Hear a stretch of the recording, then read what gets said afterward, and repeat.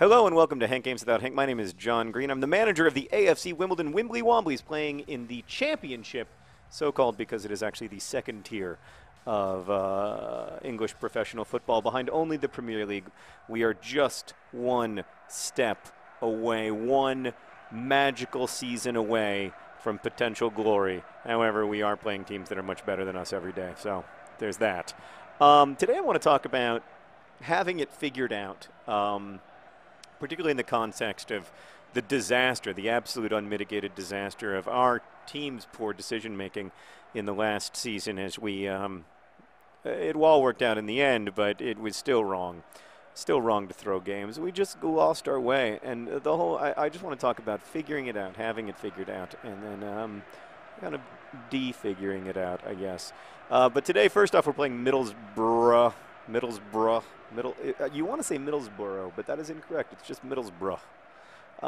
We got Seb Brown starting in goal. The White House out on the as one of our fullbacks. The other, of course, the great Callum Kennedy. Girls just want to have fun. Rude and Leonardo Mora. Our center backs, Hells Pels, Frankenstein, and then up front we've got less more. Less is always more, and we're playing three at the front. Very aggressive style for us today. Dicko, John Green, and John Green. What? I'm just saying his name. His name is Dicko. It's not my fault his name is Dicko. As Meredith pointed out, wait, is your last name public? I won't make this joke.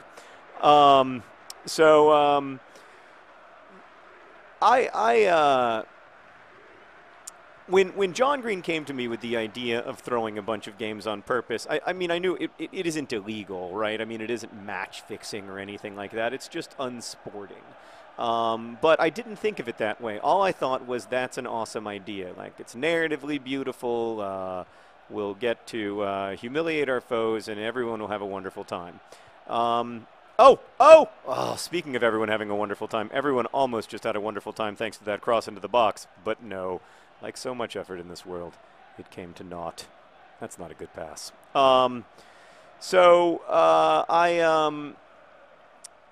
It was one of those moments. I mean, you know, like I've been a semi-professional FIFA manager for a number of years now, and I had one of those moments where I felt like I had it all figured out. Dicko!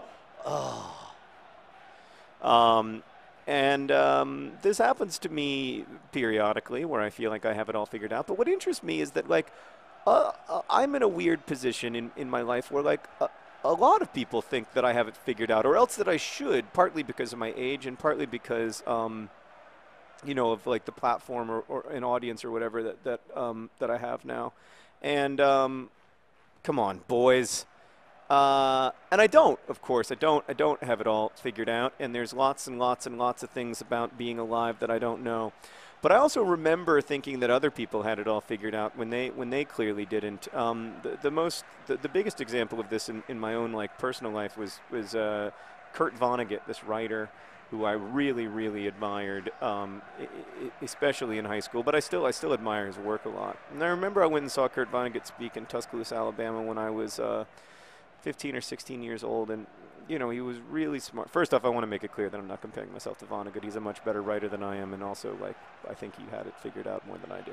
But he was really smart and interesting, and I just really admired him. I admired everything about him. I admired his sense of humor. I admired the way that he went about life. I admired what he seemed to have learned. That he seemed to be a wise person who understood things about the world that maybe most people didn't, especially about John Green. I mean, other John Green, you're better than that. Especially about maybe my own experience. Like, he seemed to be able to reflect something. Dicko! I appreciate your effort. Seemed to be able to kind of understand something about my own experience of being in the world that was very helpful, and I don't know. It felt like he kind of got me, and I remember thinking, man, I wish I could be like Vonnegut. I wish I could. And I knew rationally that Vonnegut had attempted suicide not long before, and that Vonnegut was, in fact, like, very.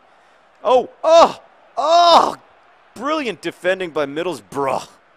I knew that Vonnegut was, like, you know, like depressive and didn't, you know, obviously you don't attempt suicide if you're if you like being alive, if you're enjoying your life, or if you have a life that you think is good, and the fact that Vonnegut did, I think. Oh, it's our first goal of the new season, and who does it come from? Why, of course, it comes from bald John Green, John Green. He gives it all for the team upon his mustache. We're keen, bald John Green, John Green. What a beautiful goal. It could have gone, he could have passed to Dicko, he could have passed to his husband, but bald John Green said, I take this team on my shoulders. Speaking of which, my shoulder is doing much better. Cortisone shots are amazing. Just amazing. How about to Dicko? Or to John Green? No. How about to Dicko? Think about Dicko. I like that pass. Ball John Green? No? All right. Well, this 4-3-3 is making us look like magic, ladies and gentlemen. Great first half of football against a blisteringly talented side from Middlesbrough. But anyway, my point is that I felt like Vonnegut had it figured out, even though he was a deeply unhappy person and didn't have it figured out at all. He made good work, but was a person who suffered a lot, even when he was famous, even when he was successful. In fact, like, I think that his fame and success did not in any way affect his overall level of functioning, except to maybe make it slightly worse. And I think I've been thinking about that. Not because I think that I'm like Vonnegut, and also I should say that I'm not. I don't have suicidal ideation or anything like that. And if I did, I would talk to my psychiatrist about it. Not to y'all. But I've been thinking about it just because I've been trying to figure through why I had that assumption. That why on earth did it occur to me that Vonnegut would have it figured out just because he made good work? Oh, disaster. Very disappointing. Very disappointing. Stop doing that thing with your arm. You look ridiculous. Tries to hit the corner flag. I despise you, sir. No, I don't want to be too.